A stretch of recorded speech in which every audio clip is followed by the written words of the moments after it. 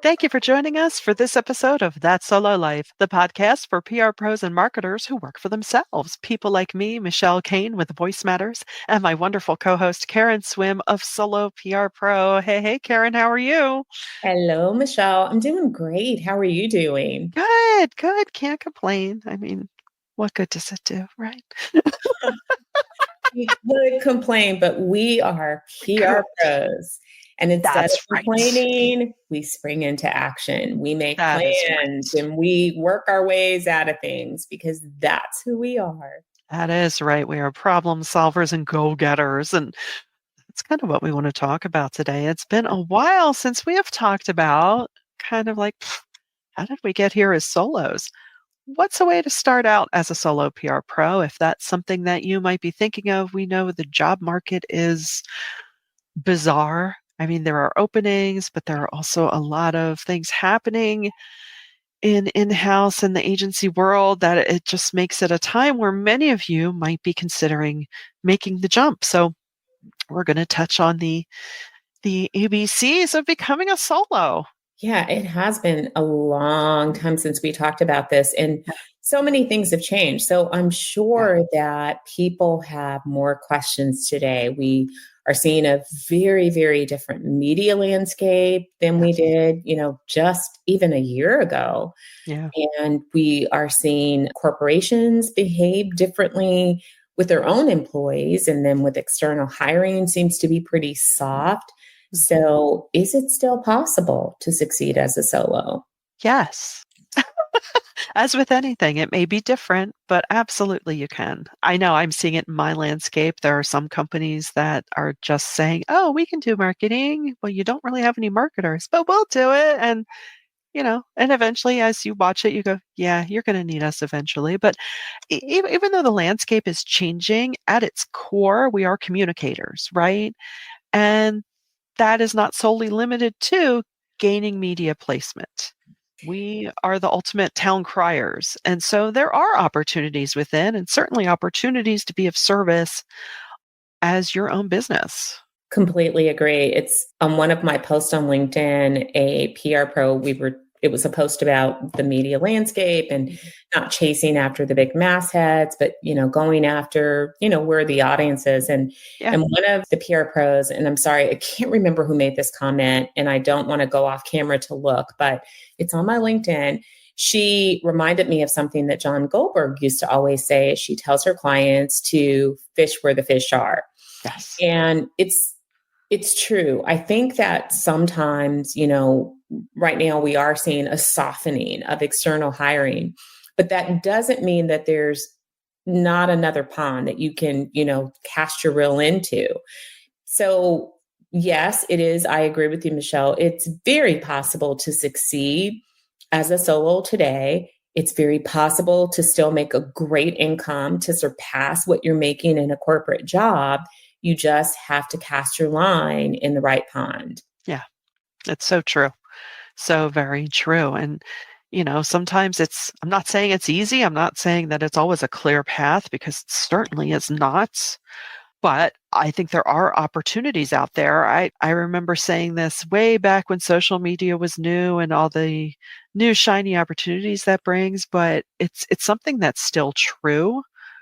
Every company, every organization has the opportunity to be a quote unquote media company. Now, that doesn't mean that you start your own newspaper.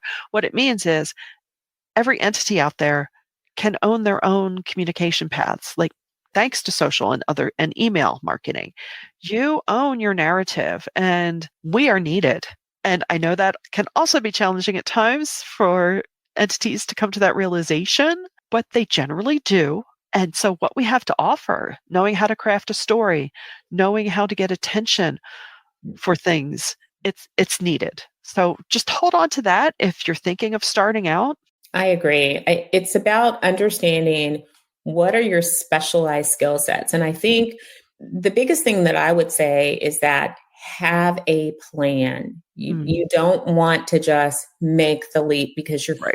frustrated or because you decided that you'd rather kind of direct your own career. That's a great starting point to be inspired to take that next step in your career to Yeah.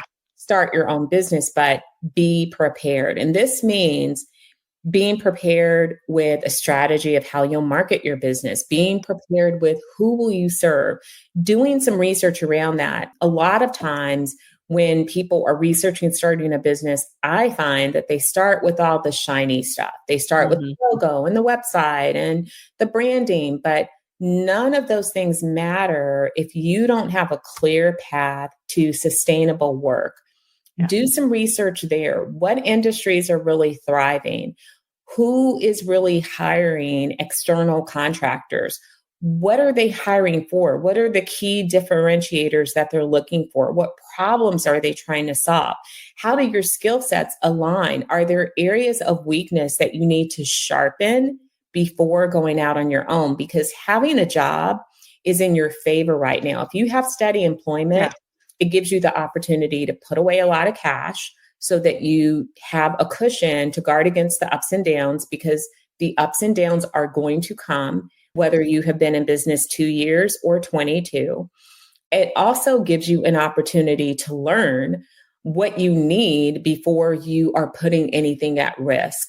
So take time, make a plan that encompasses all of those things. And don't be afraid to talk to people, talk to other Mhm. companies about that hire, because there's no risk to you. What can they say? No, I don't want to talk to you. No, I don't Right. want to hop on a call, or I don't want to meet you for a cup of coffee. You're not asking them to hire you now because you have a job. You're doing your research, you're laying the groundwork, and use that opportunity of having a steady income to make real plans, because you can't just hop out there and think it's all going to happen. Mhm. That's so true, and it's interesting when you say, speaking with people at other companies, one way to even cultivate business is continue to look at job openings because, there are some times where you could flip that into a consulting client. It's like, "Oh, well, have you ever considered using, outside help for these services?" Because, many times companies can be sold on the fact that, "Oh, wait a second. I don't have to buy your health insurance. I don't have to pay to on," because employees can be seen as being expensive. So there are opportunities all around. So it doesn't hurt to make those contacts at the outset in an industry that you're interested in, even if they don't have those positions, because then when they present themselves, you may come to mind. It's all about planting the seeds, and oh my goodness, so much of it can be slow burn. Absolutely. And, if you work in house, I definitely encourage you to look at the skills that are being sought after Mm, and making sure that your skills are up to date. We may say that we have AI, and so you don't need to be a great writer. I disagree. You still yeah, need to be a great writer. You need to be a yes, great writer in order to use AI effectively. agree. And you need to know how to use AI strategically. You need to know some of the advanced techniques. How can you use this in your workforce planning, in your workflow planning, rather? How can you use it for deeper research? And how can you use it to do tasks a little bit faster than you can? So look beyond just, hey, I'm going to have AI draft this piece of content for me, because that's just scratching the surface. But look at, why are people hiring? Talk to CMOs, because typically the CMO is going to be your contact at clients. So, what are they looking for? Why did they hire particular agencies? And again, it's really comfortable to be in a fact finding, mode when you have a job, because you're Yes. able to have these conversations with an open mind. Sometimes when people are having these conversations and they're looking for work, there's a hint of desperation, Yes. and you miss things. You miss things that can be helpful to you moving forward. And so you're not in that position. You Yeah. are gathering information and you're using this information to develop a good plan. And you can even share that, like, hey, I'm, you know, making plans to start my own business, and I'd love to have information. I want to assure that I'm prepared. I will also tell you, though, don't over prepare. Don't spend 2 years, Right. researching, finding a plan. I promise you it will not make it any easier if you overthink and over research. You will simply become a solo and you still will feel like your head is spinning for at least the first year. There's so many things that you can't think about that you didn't know that you would encounter that you're going to learn along the way. And no matter how prepared you are, something will always make you question. I see this all the time too, and I know from personal experience, you just don't know what you don't know. And it will be exhilarating, exciting, but still overwhelming. And so, it's like getting married. You can study it, you can read the books, you can take the tests, you can go through premarital counseling, and then you get married and you wake up and you go, so you're not going home? You live here now. I Huh. have, I have, I I have friends that happened to that just remembered. She said that the day after they got married, she woke up and she went, "Oh my gosh, you're going to be here forever." Yes. Yes. And then comes the Oh, work of working out a relationship for the rest of your life. Well, that's right. Well, jumping into being your own business is much like that. There's so many yep. things that you never even thought to learn that you will Yes. learn because it's not just about doing the work, it's actually running a business, which is a Yeah. whole other skill set. Oh, a whole So, other thing. Yeah. yeah, And keeping in mind too, your business is going to change. I yeah, mean, my business doesn't, I mean, at its core, yes, it's communications. But when I look back to how I presented myself when I started, it's like looking at your junior high yearbook. You're cringing. I'm like, oh, is that yes, what I wrote? Oh, yeah. But I mean, but that's normal in our careers, whether you're working in-house or having your own business. So, I agree, Karen. It's like get comfortable with being uncomfortable. Ooh, with yes. that trait, but it's so true. And right, don't over prepare. There's going to be a ton you don't know, and that's okay because everyone has their specialty. So, get to that point of kind of balance, right? Where you're like, okay, I think I'm ready to kind of strike out on my own and I may not have it all together, but that's okay. I love that you brought up how different your business looks because mine does too. And you know, that's a great reminder for people. I always tell people starting a career, like, don't, it's okay. Like, do what you want to do now, but realize that you have the power to change your career. You can do an absolute pivot. Like, you're not Yeah. stuck. You're not making a choice that has to last a lifetime. Yeah. Sometimes we put that weight on ourselves of Oh, we make a yes. choice and that's it. Yeah. This is how we have to do things forever. Well, that also applies to starting your own business. Just because you start a business one way does not mean that you cannot evolve, adapt, or completely change.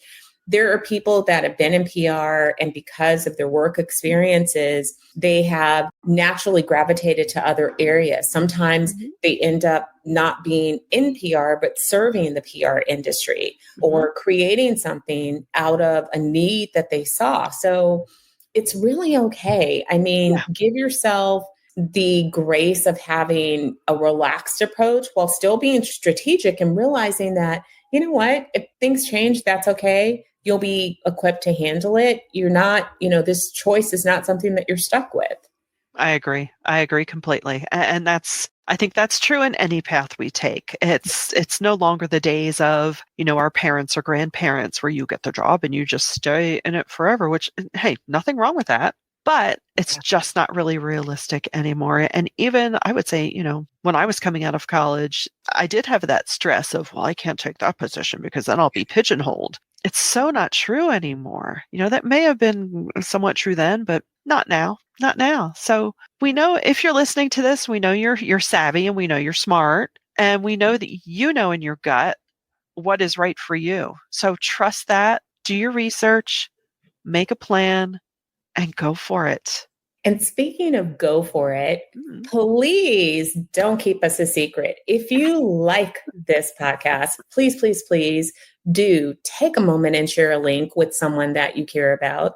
yeah. Share a link with clients, share it with other communication professionals. We are getting close to 300 episodes. And so we truly have not pivoted away from this labor of love.